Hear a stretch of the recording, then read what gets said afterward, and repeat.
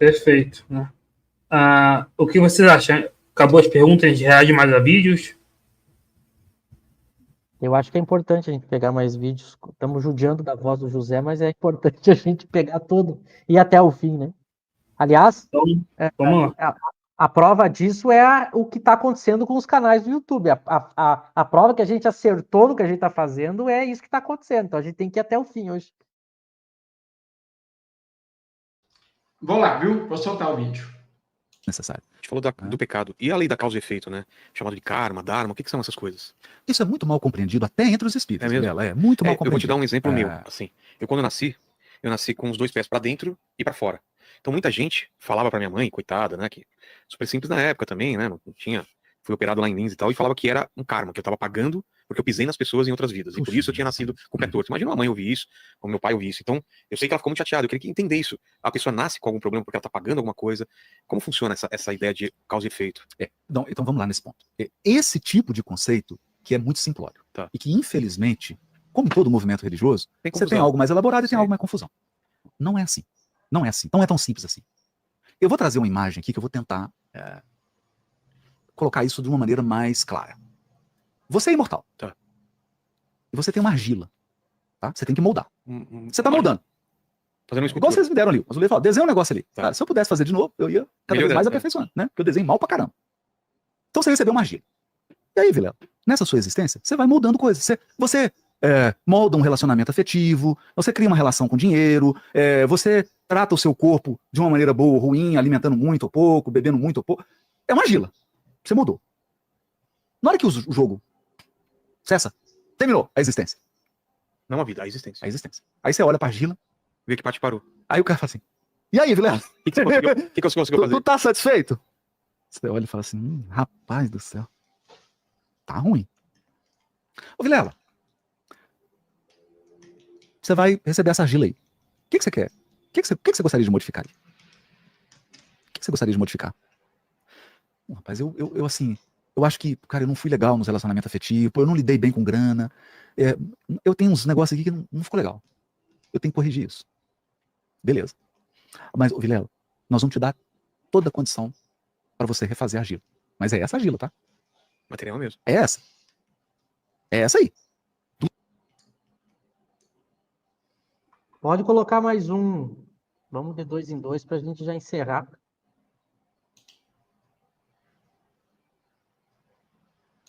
Duas coisas. Se ele não quiser, ele tem a opção de não querer? Não tem opção. Não existe. Cara, não tem opção de não evoluir. Não essa tem? opção não tem. No game de Deus não tem essa opção. Tu vai... Quer ver? Tá. Olha o que Jesus disse. Nenhuma das ovelhas que o Pai me confiou se perderá. Tá lá, tá dito. Nenhuma das ovelhas que o Pai me confiou se perderá. Mas entre o livre-arbítrio, então, se a pessoa quiser ser mal? Ela vai, mas aí tem um exaustão. Isso é uma coisa curiosa. É uma coisa psicológica. Você vai insistindo num processo, numa conduta, até que você entra na exaustão. Começa a dar um tédio. É muito interessante isso, Vilela, que a gente vê, assim, em criminosos, em pessoas que chega um ponto de exaustão que a pessoa dá um clique. É interessante porque essas perguntas mais espinhosas e filosóficas, aí a gente vê o quanto é raso o conhecimento dele, né?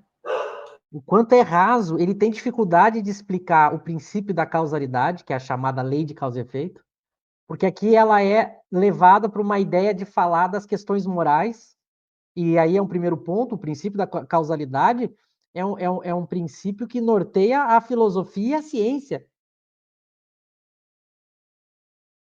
Então o pessoal atribui isso à questão das ações, né? O que eu fiz nessa existência, eu vou ter as consequências na outra. O pessoal atribui essa parte moral, mas não é. O princípio de causalidade é um princípio que norteia qualquer teoria. Esse é o primeiro ponto. E a gente vê que ele não domina questões básicas filosóficas sobre a ideia do que é causa e efeito. Aí, para explicar a ideia da justiça divina, segundo o Espiritismo, a gente vê, ele vai fazer metáfora, ele vai pegar a metáfora da argila. Aí parece um padre, alguém assim que, como ele parece que ele não tem, aliás, eu acho que ele não tem conhecimento filosófico para ir a fundo no tema, e ele precisa ficar contando historinha. E ele poderia aprofundar, explicar como é que funciona essa ideia, desmistificar, porque ele chega a comentar, há muita confusão disso no próprio movimento espírita, e realmente há. mas ele poderia explicar, desmistificar isso, mostrando que para o espiritismo não há um determinismo de que se eu fiz o mal, por exemplo, como o Vilela diz, né, disseram que eu vim com os pés tortos porque eu pisei em alguém, mostrando que o espiritismo não mostra que não é assim, mostra que as nossas ações elas têm consequências, mas que a gente pode reparar, não necessariamente passando pelo mesmo mal que a gente fez outros sofrer, não, mostrando que os problemas e as doenças e as limitações que alguém tem na existência não significa que tem a ver com a existência passada. Isso pode ser uma causa presente, pode ser algum problema físico, biológico, tem a ver com provação, dificuldades que o espírito escolhe certos contextos de dificuldades para poder trabalhar determinados problemas internos que ele tem, mas que não é uma regra. Ele poderia aprofundar para o grande público isso, e ele vem dar o exemplo da argila, que é uma história bonitinha, mas aí a pessoa que quer aprofundar, tá, mas o que quer dizer isso? E aí depois a questão da lei do progresso, como é que funcionam as leis, o que é livre-arbítrio? O Vilela pergunta, tá, mas e o livre-arbítrio? Se a pessoa não quiser evoluir? Isso é uma boa pergunta, o Vilela faz boas perguntas e ele não explora. Aí ele fica falando um tal do game de Deus, por que ele usa esse linguajar pobre? São perguntas filosóficas profundas que ele podia mostrar o que é livre-arbítrio, por que para o espiritismo o livre-arbítrio tem um conceito que ele não é absoluto, por que o livre-arbítrio não exclui a lei de progresso, ou seja, eu tenho livre-arbítrio, mas eu não posso escolher não progredir. Ele poderia explicar isso. E ele dá um exemplo da argila e o game de Deus. Então é uma pobreza teórica que ele tem que surpreende. E para finalizar minha fala, o José falou muito bem antes. Se fosse essa pergunta feita por um auditório espírita, num seminário espírita, ele ia puxar André Luiz e Emmanuel. Mas ele não puxa na live. É muito interessante o porquê que ele excluiu Emmanuel e André Luiz. Aí tem, né? Mas ele responde. Aí, por fim, ele recorre à Bíblia. Ele poderia pegar diversos textos da obra O Céu e o Inferno de Kardec, ele recorre à Bíblia. Mas recorrer à Bíblia é a eterna discussão da interpretação. Qualquer religioso fica brigando que a sua interpretação é a verdadeira. Mas o Espiritismo não foi por esse caminho. Ele poderia ter falado das causas anteriores, das aflições lá do Evangelho, mas ele empobrece, porque me parece que ele não tem conhecimento filosófico e nem do Espiritismo para abordar essas questões. Para vocês. Não, ô Michel, e o que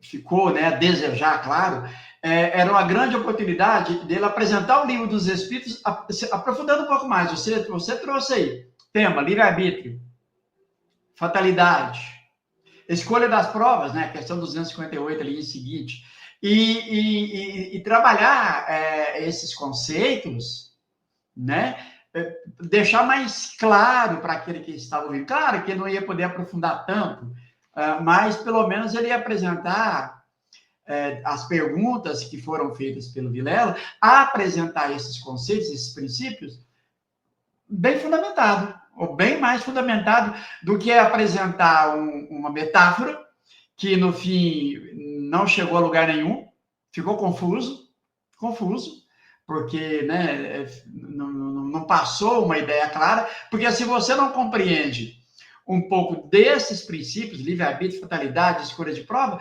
fazer uma metáfora de argila, como sendo uma argila, é quase você, né, fazer uma conta de aritmética para uma criança que está no jardim de infância. Não vai rolar. José ou Eric? Eu só ia comentar rapidamente que, bom, essa metáfora da argila é péssima. Ele falou e não disse nada. E o próprio Vilela percebe, porque assim, eu já assisti outros podcasts aí do Vilela, e você vê que quando o convidado é bom, o debate ele aprofunda. Uma pergunta leva a outra, que leva a outra, e o Vilela ele rebate, ele dá argumentos. Só que aí ele pergunta, o Haroldo